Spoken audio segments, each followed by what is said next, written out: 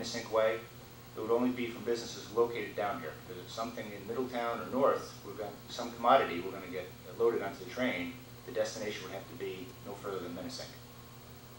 Nothing. Yeah. I think there's been a lot of fear about large quantities of something traveling through the town, but it doesn't go anywhere. No, there's nothing down there. Anything, Gen Pack, the plastic pellets, we serve them. They're in Middletown. We have an interchange yard in Middletown. So, we store 10 of their cars there if they need, to have excess cars, but, we push them in from there. And, yeah, there's no reason to come down this end. Any questions on board? Presentation. Gail, do you have anything? Yeah. So the public go now? Okay. Any questions from the audience? Yeah. Yes, Joe? Me. Joe, yes. I'm sorry. Can you state your name, please? Me. Yes. Joe Teresi. Okay. You say there's no, you have no idea, you have no dealing with garbage or anything. No, What I understand, correct me if I'm wrong, there's a provision in the Middletown contract that the city of Middletown will get $5 for every carload of garbage that's loaded on the railroad lines. Now, I know it's only provision if and when it happens, but why was this provision put in the contract? There was a $5 per car fee that was put into contract. That's any car for any transload.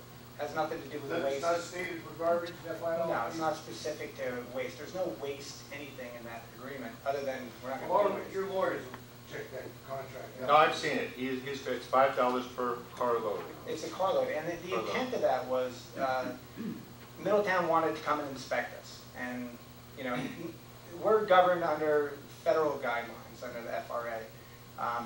So the FRA comes in and inspects us, and they have inspectors who are qualified to do that and whatnot. But Middletown was concerned, and we said, fine, you can come and ensure that we're doing what we say we're doing.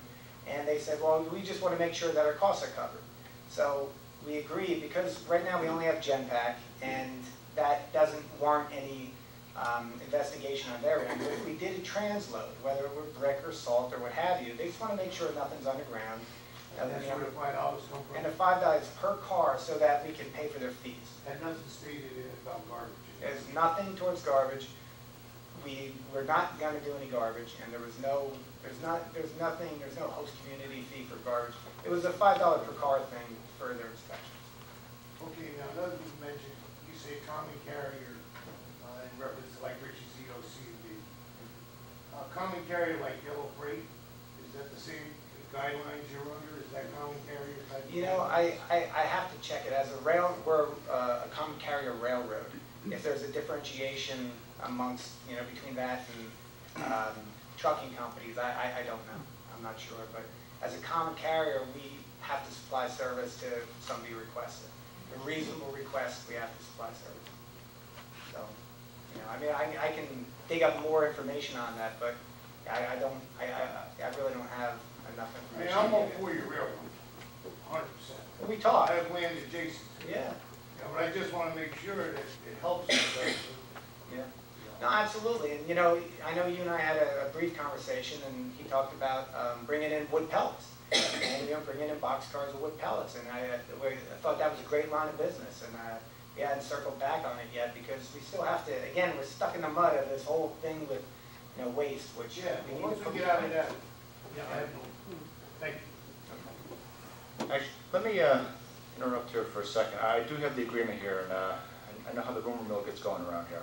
This is from the Middletown agreement referencing the $5. This is from Middletown's agreement. To reimburse the city for inspections and any other services conducted by the city pursuant to this agreement, MN&J will pay the city on each anniversary of the effective date of this agreement an amount equal to $5 for each rail car delivered and transloaded at a transload facility located on the right-of-way of property owned or leased by MN&J in the city during the calendar year. So it's just rail cars. Thanks, John. David? David Woodward. Yeah, I'd like to follow up on what Joe wants to dig a bit deeper, if I may, because I'm getting a disconnect here. You're saying no waste, no waste, no waste, which I appreciate you saying. But if you're a common carrier that has to accept a reasonable deal, then if we put a transfer station in, we're stupid enough to do that as a town, then you would be in the waste business, whether you like it or not. If you put it, yes, and that's my point. And, you know, and that's why I put in this article in this agreement, or not the agreement, in the question and answers about, you know, the Masada thing.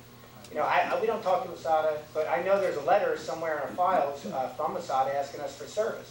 We have to supply service. So this is why I think people are rather concerned, because, you know, you can say till the cows come home, we're not going to touch waste, but if you're forced by the laws of the land to do that, then we're screwed anyway. So I mean, and it's not just whether this town board is you know, silly enough to agree to a transfer station. What happens if Greenville says we're going to put a transfer station? What's Greenville? The next step down, or Minnesink, I should say. Oh, Minnesink. Thank you, Frank. The next stage down the line. I mean, we have a trash train immediately. So how do we stop that? I think and that's why, you know, the agreement that we put together was that we wouldn't be integrally involved in that. We wouldn't do it under some railroad preemption. We're not going to be involved in that. And if it goes through the normal process, you have the mechanism here in